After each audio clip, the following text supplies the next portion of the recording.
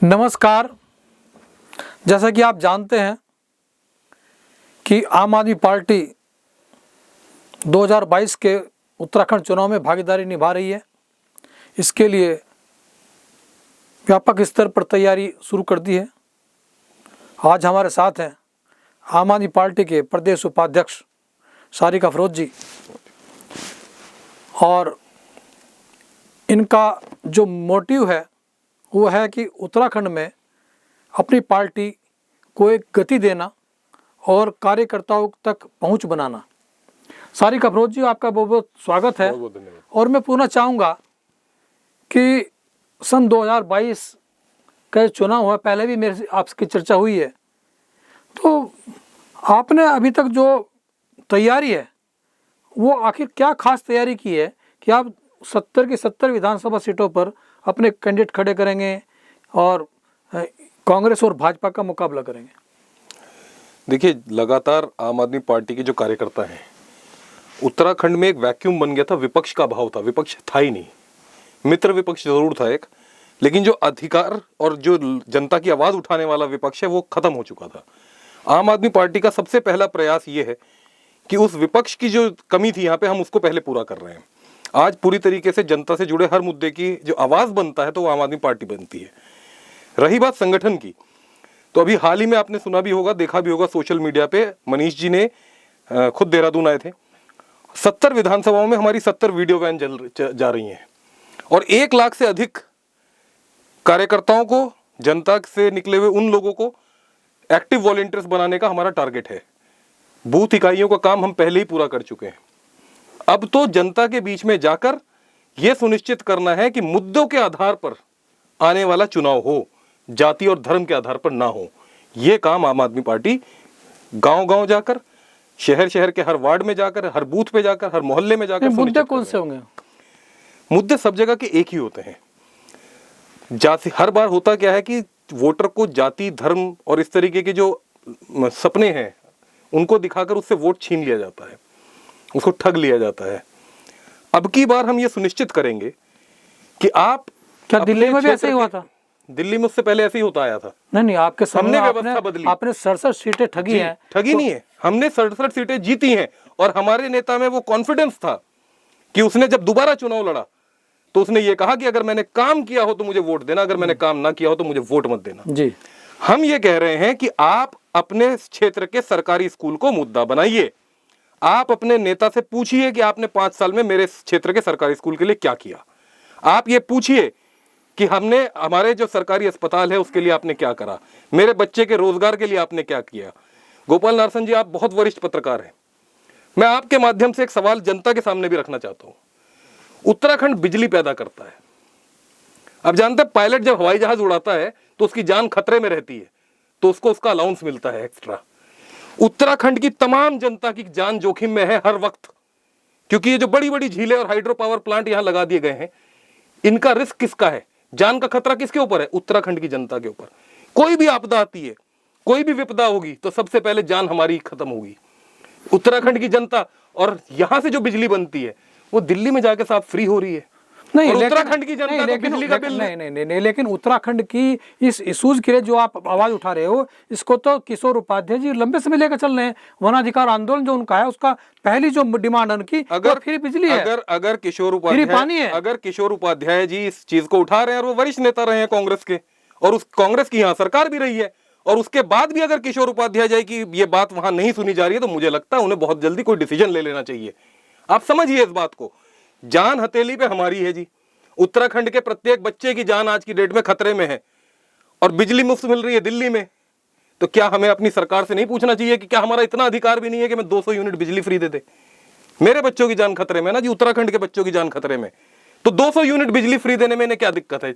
जब एक वो मुख्यमंत्री जो बिजली खरीद रहा है, पानी खरीद रहा है, और उसके बाद वहां फ्री दे रहे हैं, तो ये जो प्रदेश है जो पूरे देश को ऊर्जा दे रहा है, जो पूरे देश के लिए बिजली बना रहा है, यहां बिजली मुफ्त क्यों नहीं है? और कोई कांग्रेसी नेता अगर इस बात की आवाज उठा रहे तो वो तो सरकार में रहे हैं। और चलिए यहां की सरकार छोड़िए, पंजाब में तो सरकार है कांग्रेस की, वहां फ्री करवा दीजिए। अच्छा, जैसे मैं अब पूछ रहा हूँ कि ये पेट्रोल के मामले है, पेट्रोल में जो मूल जो कीमत है वो कुल 31 रुपये लीटर है, और फिर जो टैक्सेस आपने कभी स्टेट का कभी सेंटर का, तो इस मुद्दे पर तो आप चुप हैं। देखिए, मुद्दे पर हम किसी भी चुप नहीं है, हम तो लगातार जनता के बीच में जाकर आंदोलन भी कर रहे हैं। लगातार पिछले 15 दिन कल से हमने देहरादून के अंदर हमारे पूरे संगठन ने गांधी पार्क के सामने, उत्तराखंड की मैं बात कर रहा हूं, मैं दिल्ली का भी एग्जांपल नहीं दे रहा हूं, वहां तो हम जो कर रहे हैं वो कर ही रहे हैं। हमने यहाँ पर व्यापक धरना दिया, हमने सिलेंडर लेके, हमारी महिलाएं घरों से बाहर निकल के आ गई हैं। कैसे घरों के चूल्हे जलेंगे? क्या कोरोना की मार हमारे लिए कम थी? अरे भाई, दिल्ली के अंदर तो आपकी सरकार है, तो जब दिल्ली के अंदर आपकी सरकार है और जो पेट्रोल पदार्थ बढ़ रहे हैं उसमें स्टेट का बहुत बड़ा हिस्सा है, आप अपने स्टेट का जो लाभ है छोड़ते क्यों नहीं हो? बिल्कुल ठीक है, क्यों नहीं आपने कम किया वहाँ पे पेट्रोल? मैं तो बिल्कुल, वहाँ पर तो आसमान छू रहे हैं। मैं आपकी बात बिल्कुल कह रहा हूँ। आप सीधी बात ये कह रहे हैं, हम लोग आज की डेट में, अगर मैं आपको गिनवाऊं, आप अगर मुझे उतना समय दे दें, तो दिल्ली सरकार एक आम नागरिक को जो दिल्ली में रहता है उसे प्रति माह 15,000 रुपए का बेनिफिट दे रही है। मेरा सवाल केवल पेट्रोल पदार्थ में पेट्रोल की बात कर रहा हूँ। पूरे देश में भाजपा की सरकार है, कई प्रदेश में कांग्रेस की सरकार है। सुनिए, आप उनसे पेट्रोल के दाम की बात नहीं कर रहे जो केंद्र में सरकार में रह चुके हैं, और आप मेरे से बात कर रहे हैं। देखिए जो हमारे पास पूरा प्रदेश भी नहीं है। देखिए, जब जो इशू आप उठा रहे हैं, आप सुनिए तो सही प्लीज। दिल्ली के अंदर जो हमारी मेरी बात तो सुन लीजिए महाराज। मैं ये कह रहा हूँ कि जब आप ये उत्तराखंड की बात कर रहे हैं कि उत्तराखंड में बिजली पर खतरे में है यहाँ की जनता, और इसमें हक आप मांगते हैं कि यहाँ फिर बिजली होनी चाहिए। गलत मांग रहा हूँ? नहीं, मैं ये नहीं कह रहा हूँ, लेकिन उसी आधार पर आप दिल्ली की जनता को राहत क्यों नहीं दे रहे हैं? सर, दिल्ली की जनता को 200 यूनिट फ्री मिल रही है, 75% दिल्ली की पेट्रोल की बात की है। मैं आ रहा हूँ, पेट्रोल कीमतों की बात की है सर, पेट्रोल कीमतों पे भी आ रहा हूँ। 75% जनता को का शून्य बिल आ रहा है दिल्ली के अंदर। जो वहां की जनता सरकारी स्कूल में पढ़ा रही है, उनको बच्चों की फीस नहीं देनी पड़ रही है। बाकी प्रदेश में क्या यह व्यवस्था है जहां कांग्रेस और भाजपा की सरकार है? और अगर आप इसकी भी बात करें पेट्रोल डीजल की, तो हाल ही में अरविंद केजरीवाल जी ने जो इलेक्ट्रॉनिक व्हीकल के ऊपर जो सब्सिडी दी है, बता दे पूरा देश इलेक्ट्रॉनिक व्हीकल को प्रमोट करने के लिए सबसे ज्यादा आप कमाल कर रहे हैं। आप इलेक्ट्रॉनिक प्रिंटर की बात कर रहे हैं। हम जनता को पेट्रोल का अल्टरनेट दे रहे हैं। तो केंद्रीय मंत्री ने आज ही घोषणा की है उसमें कि जितने भी सरकारी कार्यालय वहां पर इलेक्ट्रिक बस चलेंगी, वो तो उन्होंने कर दिया, वो वहां नेसेसरी कर दिया। लेकिन मैं ये पूछना चाहता हूं आपसे कि जो पेट्रोल और डीजल की कीमतें हैं उसमें आप जो स्टेट का टैक्स है, स्टेट का जो टैक्स है वो कम क्यों नहीं करते? पेट्रोल और डीजल की कीमतें जो हैं वो केंद्र सरकार जो जिस तरीके से चला रही है वो मैनेज कर रहे हैं। अरे भाई, मुनाफा आप भी खा रहे हैं, मुनाफा वो भी खा रहे हैं, तो अंदर क्या रहा? ये कहना बिल्कुल, हम अगर मुनाफा खा रहे होते तो हमारे पार्टी जो वहां पे ओवरब्रिज बना रही है उनकी लागतें 150 करोड़ कम नहीं हो रही होती। हमारा मंशा मुनाफा खाने के नहीं है। हमारा जो बजट था, हमारा नहीं, जो राजस्व है राज्य सरकार के पास, पेट्रोल डीजल से दिल्ली राज्य सरकार के पास जो राजस्व है उसकी बढ़ोतरी हुई है। पेट्रोल डीजल से नहीं, पेट्रोल डीजल से नहीं, बहुत सारी चीजें सर। टैक्स कलेक्शन इंप्रूव करा हमने इजी पॉलिसी दी है, हमने गवर्नेंस का मॉडल स्थापित करा है। वहां पे लोग दिल्ली सरकार पे विश्वास करते हैं, टैक्स पे करते हैं। उस टैक्स पेयर के मनी को जनता के लिए खर्च करा जाता है। अगर महिलाओं को वहां फ्री यात्रा दी जा रही है बसों के अंदर, तो क्या वो उनकी सेविंग नहीं है? बताइए, उत्तराखंड में आप यहाँ पे महिलाओं के लिए फ्री है क्या? बताइए, पंजाब में फ्री है क्या? वहां तो कांग्रेस की सरकार है। हिमाचल में बता दीजिए, किसी और राज्य में बता दीजिए जहां महिलाओं का बसों में चलना फ्री हो। किसी और राज्य में बता दीजिए जहां चुनाव के टाइम घोषणा की थी आपने। सर 10 साल होने जा रहे हैं। चुनाव के टाइम घोषणा की थी भाई साहब। सर 10 साल होने जा रहे हैं। चुनाव में की थी। हमने पिछले चुनाव में भी बहुत सबने ढिंडोरा पीटा और बोला कि ये सिर्फ चुनावी घोषणा है, लेकिन हमने उसको लगातार स्थापित रखा और कई साल। चलिए, चर्चा जारी रहेगी, हम एक ब्रेक ले लेते हैं, उसके बाद फिर मिलेंगे हम। हमारे साथ हैं शारिक अफरोज जी। के बाद फिर से आपका स्वागत है। हमारे साथ है आम आदमी पार्टी के प्रदेश उपाध्यक्ष शारिक अफरोज जी। शारिक अफरोज जी, आपका फिर से स्वागत है। और मैं पूछना चाहूंगा कि उत्तराखंड के अंदर चूंकि आप 70 विधानसभा सीटें लड़ रहे, क्या प्रत्याशियों का चयन कर लिया आपने? नहीं, प्रत्याशियों का चयन तो अभी किसी ने भी नहीं किया होगा, मुझे लगता है किसी भी दल ने नहीं किया होगा। ये तो एक प्रक्रिया है, अभी 1 साल का समय है हमारे सामने। अभी हमारा मुख्य उद्देश्य ये है कि हम अपने संगठन को मजबूत करें। या फिर आप इंतजार कर रहे हैं कि दूसरी पार्टी में टूट फूट हो, कुछ लोग नाराज हों, वो आए आपकी पार्टी में, तब उनको टिकट दें आप? देखिए, हम लोग सिर्फ अच्छे लोगों की तलाश में हैं जी।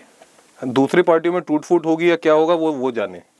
हमें उत्तराखंड की जो जनता है और उत्तराखंड की जो ये भूमि है, देवभूमि जो है, ये अभी इतनी बांझ नहीं हुई कि आपको 70 अच्छे लोग दे सके। मुझे पूरा विश्वास है उत्तराखंड की इस जनता पे, इस देवभूमि पे, कि यहाँ से आपको 70 ऐसे चेहरे मिलेंगे जो दिल्ली का जो इतिहास है वो यहाँ पे भी दोहरा। हाँ जी, आपकी पार्टी ने कहा है कि यहाँ उत्तराखंड के 1 मंत्री और 4 विधायक आ रहे हैं टूटकर। बहुत सारे लोग, कौन है वो? बहुत सारे लोग संपर्क में हैं। बहुत सारे लोग अपने दलों में घुटन महसूस कर रहे हैं, क्योंकि जिस तरीके की तानाशाही का रवैया वहाँ पे उनके साथ होता है, कुछ लोगों के नाम आप भी लेते हैं जो अपने दलों में आवाज़ उठा रहे हैं लेकिन उनकी आवाज़ सुनी नहीं जा रही है। तो हो सकता है ऐसे कुछ लोग हमारे साथ शामिल हो जाएं। नहीं तो ये क्या अंतर रहेगा फिर? जो आदमी आज कांग्रेस विचारधारा का है, जो आदमी आज भाजपा की विचारधारा का है, और वो एकदम आपकी पार्टी में आता है, तो क्या उसकी विचारधारा बदल जाएगी? क्या फिर आम आदमी पार्टी के जो इश्यूज हैं जो वो प्रभावित नहीं होंगे? देखिए, कांग्रेस की विचारधारा तो कुछ है ही नहीं। रही बात भाजपा की, तो भाजपा को बहुत सारे लोगों ने इसलिए वोट दिया था कि एक विकास का मॉडल उनके सामने रखा गया था, लेकिन कहीं ना कहीं आज उसमें निराशा लोगों के हाथ में है। तो जो लोग विकास में, ईमानदारी में बिलीव करते हैं और उनको सिस्टम के अंदर दिख रहा है कि यहाँ हमारी आवाज़ नहीं सुनी जा सकती, यहाँ हम जनता की उस तरीके से सेवा नहीं कर सकते, तो वो लोग तो अपनी अवसर तलाशेंगे। और आम आदमी पार्टी का सिर्फ एक मापदंड है कि एक व्यक्ति जो साफ सुथरी छवि का हो, जिसके ऊपर कोई संगीन आरोप सिद्ध ना हो, ईमानदार हो, जो निष्ठा के साथ जनता की सेवा करना चाहता हो, अपनी जेब ना भरना चाहता हो, आम आदमी के लिए काम करना चाहता हो, स्कूलों की स्थिति सुधारना चाहता हो, आम आदमी की आवाज़ उठाकर अस्पतालों की स्थिति सुधारना चाहता हो, बच्चों के रोजगार की व्यवस्था करना चाहता हो, ऐसा व्यक्ति सामने आए। और इसके लिए हम बार बार ये बात जो उठाते हैं, ये कांग्रेस और बीजेपी के लोग बार बार उठाते हैं, उन्हें ऐसा क्यों लगता है कि उनके ये ईगो है उनके अंदर, उनको लगता है कि उनके अलावा कोई उनकी बपौती है उत्तराखंड? क्या ठेका ले रखा है? उत्तराखंड की जनता तय करेगी कि उत्तराखंड को कौन चलाएगा। उत्तराखंड की जनता में से नेता निकलेंगे, वो लोग चुनाव लड़ेंगे और जीत के विधानसभा में अभी पंचायत चुनाव भी आ रहे हैं अप्रैल में, हरिद्वार में खाली। हाँ, तो आप क्या पार्टिसिपेट करेंगे उसमें? देखिए, राजनीतिक दल है, राजनीतिक दल का काम चुनाव लड़ना है। हम अपनी समीक्षा भी कर रहे हैं, हम उसके ऊपर अपनी स्ट्रैटेजी भी बना रहे हैं, लगातार काम चल रहा है, समय आने पर उसकी भी घोषणा करेंगे। जी, तो आपका जो क्या मैनिफेस्टो तैयार करने की आपकी हो चुकी है क्या? जो उत्तराखंड में 2022 का चुनाव, उसके लिए मैनिफेस्टो जो होगा, तो क्या उसकी रूपरेखा कुछ तैयार हुई आपकी? देखिए, मोटा मोटा जो चुनाव है उत्तराखंड में, जो युवा है, उत्तराखंड की जो महिलाएं हैं, उनके लिए जो परेशानियां हैं, उत्तराखंड में जो स्कूलों की स्थिति है, उसको लेकर हम लगातार जनता के बीच में जा रहे हैं। उत्तराखंड के जो अस्पतालों की स्थिति, आज भी पहाड़ों में, ऐसी दुर्गम क्षेत्र में जहाँ पर छोटी सी बीमारी अगर किसी को हो जाती है तो वो अस्पताल तक नहीं पहुँच पाता है। गर्भवती महिलाओं को सड़क पे कहीं ना कहीं प्रसव के लिए मजबूर होना पड़ता है। तो इतने 20 साल हो गए उत्तराखंड को बने हुए, क्या इस उत्तराखंड के लिए शहीदों ने अपना बलिदान दिया था? ये सवाल हर उत्तराखंडी आज पूछता है। तपोवन का जो हादसा है, उसमें अभी भी कोई बॉडीज नहीं मिल पाई है, बहुत सारे लोग लापता हैं, करीब 250 लोग ऐसे हैं जो ट्रेस आउट नहीं हो पाए हैं। तो क्या आप इसे सरकार की विफलता मानते हैं, या फिर वहां पर कठिन परिस्थिति ऐसी है कि वो ढूंढ नहीं सकते? मुझे लगता है कि इस तरीके की आपदा के लिए सरकार तैयार नहीं है। ये समय, जिस तरीके की विपदा हमारे प्रदेश में आई है, ये समय राजनीतिक टिप्पणियों से ज़्यादा सहयोग करने का है। हम चाहते हैं, हमारे कार्यकर्ता भी वहाँ पर मौके पे मौजूद हैं, मेरे साथी उपाध्यक्ष जो हैं वहाँ पर मौजूद हैं, कैंप लगाए हुए हैं, लोगों को सहायता प्रदान कर रहे हैं। हमारी कोशिश है कि परिजनों को सहायता मिले। ये बात हम बाद में, जब इस विपदा से हम लोग बाहर आ जाएंगे, तो हम ये तय करेंगे कि ये हादसा क्यों हुआ, कैसे ऐसे हादसों को टाला जा सकता है, और ऐसे हादसों को हम डिजास्टर मैनेजमेंट के लिए ज़्यादा इक्विप करें, लोगों को ट्रेंड करें। इसके बीच में से बहुत सारे मुद्दे निकल कर आते हैं। जो लोग वहाँ ड्यूटी दे रहे हैं, आईटीबीपी के जवान हो, जो पैरामिलिट्री फोर्सेस के जवान हैं, उन लोगों के लिए पेंशन तक की व्यवस्था नहीं है। एक विधायक अगर एक बार विधायक बन जाए, या एक सांसद एक बार सांसद बन जाए, तो उसे ताउम्र पेंशन मिलती है। लेकिन हमारे पैरामिलिट्री के जवान और ऐसे तमाम लोग जो अपनी जान जोखिम पे लेके लोगों की खिदमत करते हैं, उन लोगों के लिए पेंशन की व्यवस्था नहीं है।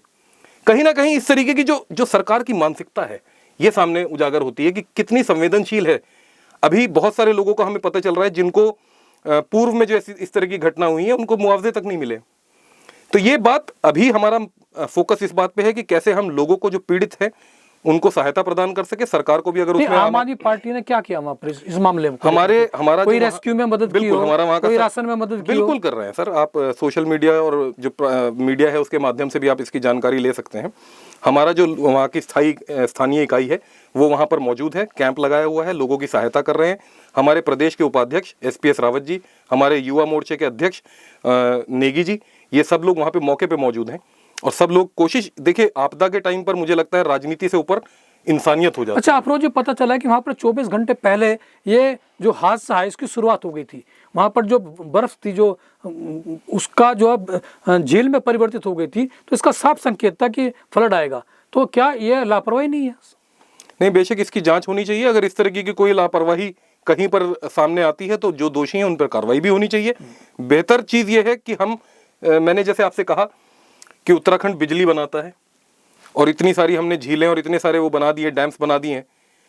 तो मेरा जो सवाल है सरकार से भी और जनता से भी कि जब जान हमारी जोखिम में है तो कम से कम हमें बिजली तो फ्री दे दो। जो मांग आम आदमी पार्टी के प्रदेश उपाध्यक्ष सारिक अफरोज जी कर रहे हैं कि उत्तराखंड में चूंकि ये धरोहर है उत्तराखंड की तो बिजली फ्री मिलनी चाहिए, वही मांग कांग्रेस के किशोर उपाध्याय वनाधिकार आंदोलन के तहत कर रहे हैं। तो और बहुत स्तर पर ये सहमति बन भी रही है, लेकिन वो परिणित अभी तक नहीं हुई है। ये कब क्या होगा ये तो आने वाला वक्त बताएगा, लेकिन इतना तय है कि आम आदमी पार्टी सन 2022 में अपनी खास दस्तक जरूर देगी और उसके लिए 70 की 70 विधानसभा सीटों पर ये कैंडिडेट खड़े करने जा रही हैं। आपका बहुत बहुत धन्यवाद। फिर हम किस शख्स से बात करते हैं, जय हिंद, जय भारत, नमस्कार।